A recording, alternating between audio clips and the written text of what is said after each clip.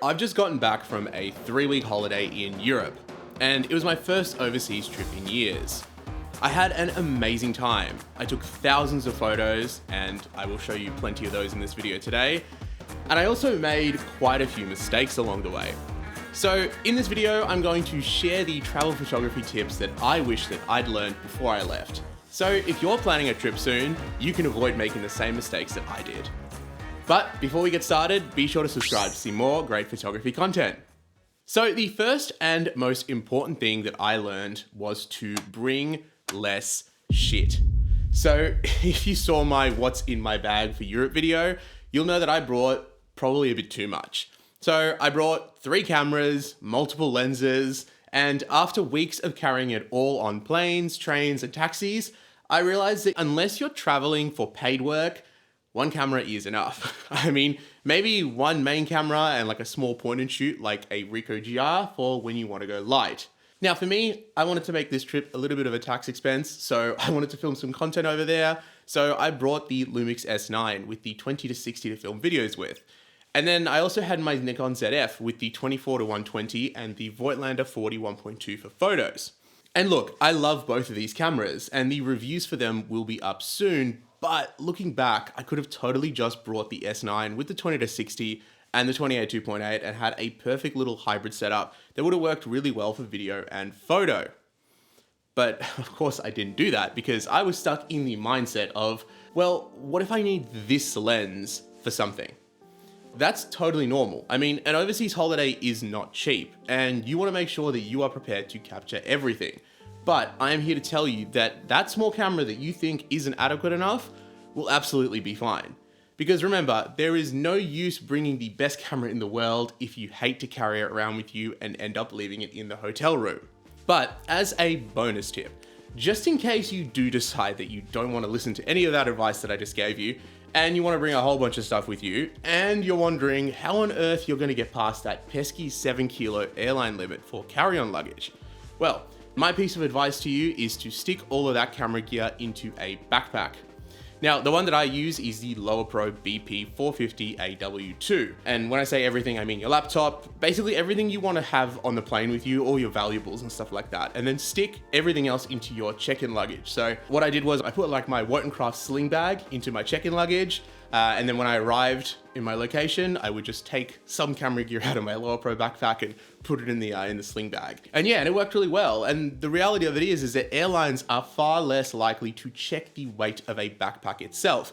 And I've never had any issues traveling domestically or internationally like this. Just be sure that you can actually lift the backpack and carry it comfortably, because if you fall over putting it on, you might be in some trouble and maybe you should probably take some stuff out.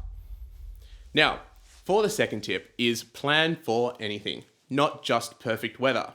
So we went to Europe in summer expecting a summer holiday. You know, warm, balmy nights, beautiful sunrises and sunsets, and just the most incredible photo taking opportunities around. And instead we got rain and gloomy skies. As you can see, it's raining right now. This is the European summer that we were all hoping for. In fact, it wasn't until our last week in Greece that we really saw any sun at all. And it was absolutely miserable in Poland, Prague, and Berlin. And at the start, I was pretty bummed out because I was expecting one thing and I got something else. And I was also really annoyed as I'd only packed summer clothes with me. So I had to go buy myself a rain jacket and other warm clothes, most of which didn't fit in my suitcase because we had brought way too much other shit with us. See tip number 1. Now, had I done the research and saw that it was raining so heavily, and Rebecca will tell me that she did actually tell me it was going to be raining so heavily, but I ignored it because I thought that a weather forecast, 2 weeks in advance probably wouldn't be accurate. Spoiler alert, it was accurate. I should have listened to her, and I should have definitely brought the appropriate clothing with me. So understand that anything can happen, and not having a backup plan, not just for your camera gear, which I had multiple backups for, but rather everything else that is out of your control is super important. And I absolutely will be planning better for my next trip. For good health. So we're basically drinking to be healthy. So let's be healthy, everyone. have some vodka, guys. It's not going to be very strong. It has 20% of alcohol. That's a lemon flavor. Oh, it's funny. But guys, sorry. Don't throw away your cups, because I have cherry flavor in here as well. Na zdrowie. To jest cytrynóweczka. Na zdrowie. Na zdrowie. Na zdrowie. It's like in Russian. Tu macie Cheers. cytrynówkę. Na zdrowie. Ale nie wyrzucać kieliszków, bo jeszcze mam wiśnióweczkę tutaj. A gdzie są inne? It's good! Oh, it's great. Right? Now, the next tip is related to the last one, but while research is great, so Instagram spots, Google Maps pins, going on TikTok to find cool shooting locations, my best shots on this trip did not come from those lists. They came from just wandering around with my camera in hand, ducking down side streets, taking a different turn and finding something unexpected. And some of my favorite shots were taken 15 to 20 minutes away from where I thought I'd be shooting. So yes, do your research, but leave space for getting lost on purpose. And finally, for the last tip, and this one is a little bit ironic for a photography video, but if you're on holiday, make sure you're actually on holiday. Don't spend every waking minute scoping out photos and trying to capture everything. And I know that I can sometimes be guilty of doing that, and on this trip, I wanted to try and be as present as possible. So while I did take lots of photos and I did enjoy myself, there were plenty of times when me and Rebecca would just go for a walk and I'd leave all my camera gear back in the Airbnb.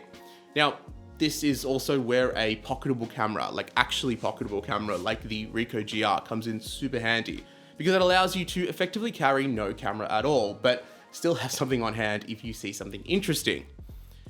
And if you don't want to buy a GR, use your phone. Modern phones are so good that you really shouldn't discount using one to snap a few photos should you see something that catches your eye. So what worked really well for me was to set photography time for myself. So I would go for walks by myself while Rebecca was getting ready or relaxing, usually during like a nice sunrise or a sunset, and it allowed me to focus on just taking photos and nothing else. And it was also meditative, but I would have hated to have done that for the entire trip. If you're traveling with non-photographers, this is huge. And even if you're traveling solo, there is value in sometimes seeing things with your own eyes instead of through a viewfinder. Well, I hope these tips were helpful to you guys. Let me know in the comments if you have any travel tips that you swear by or any mistakes that you've learned from as well, because I would love to hear about them. Thank you so much for watching. I'll see you guys next week and have a great day. Are you having a great time? It's cold, it's wet, but I'm having a good time still.